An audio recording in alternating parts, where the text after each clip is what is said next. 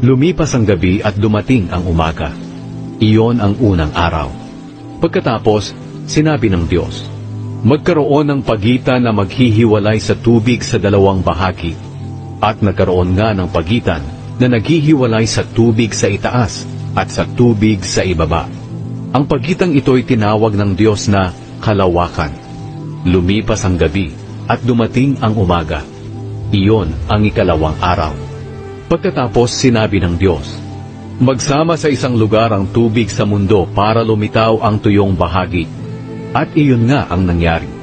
Tinawag niyang lupa ang tuyong lugar, at dagat naman ang nagsamang tubig. Nasiyahan ng Diyos sa nakita niya. Pagkatapos sinabi ng Diyos, magsitubo sa lupa ang lahat ng uri ng halaman, ang mga tanim na nagbubunga ng butid, at ang mga punong kahoy na namumunga ayon sa kani-kanilang uri. At iyon nga ang nangyari. Tumubo sa lupa ang lahat ng uri ng halaman, ang mga tanim na nagbubunga ng butid, at ang mga punong kahoy na namumunga ayon sa kani-kanilang uri. Nasiyahan ang Diyos sa nakita niya. Lumipas ang gabi at dumating ang umaga. Iyon ang ikatlong araw. Pagkatapos sinabi ng Diyos, magkaroon ng mga ilaw sa kalangitan para ihiwalay ang araw sa gabi, at magsilbing palatandaan ng pagsisimula ng mga panahon, araw at taon. Magningning ang mga ito sa kalangitan para magbigay liwanag sa mundo. At iyon nga ang nangyari. Nilikha ng Diyos ang dalawang malaking ilaw. Ang pinakamalaki ay magliliwanag kung araw, at ang mas malaki ay magliliwanag kung gabi. Nilikha rin niya ang mga bituin. Inilagay ng Diyos ang mga ito sa kalangitan para magbigay liwanag sa mundo kung araw at gabi, at para ihiwalay ang liwanag sa dilim. At nasiyahan ng Diyos sa nakita niya. Lumipas ang gabi at dumating ang umaga. Iyon ang ikaapat na araw.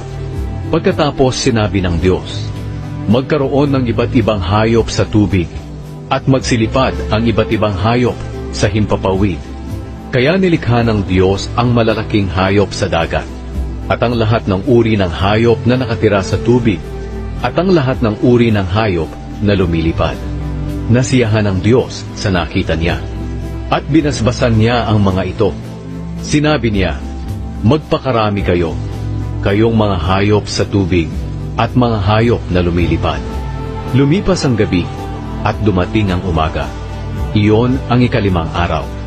Pagkatapos sinabi ng Diyos, magkaroon ng iba't ibang uri ng hayop sa lupa, mga hayop na maamo at mailap, malalaki at maliliit. At iyon nga ang nangyari. Nilikha ng Diyos ang lahat ng ito at nasiyahan siya sa nakita niya.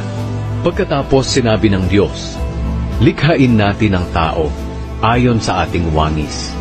Sila ang mamamahala sa lahat ng uri ng hayop, mga lumalangoy, lumilipad, lumalakad at gumagapang. Kaya nilikha ng Diyos ang tao, lalaki at babae, ayon sa wangis niya. Binasbasan niya sila at sinabi, magpakarami kayo para mangalat ang mga lahi ninyo at mamahala sa buong mundo, at pamahalaan ninyo ang lahat ng hayop. Pagkatapos sinabi ng Diyos, ibinibigay ko sa inyo ang mga tanim na namumunga ng butid, pati ang mga punong kahoy na namumunga para inyong kainin.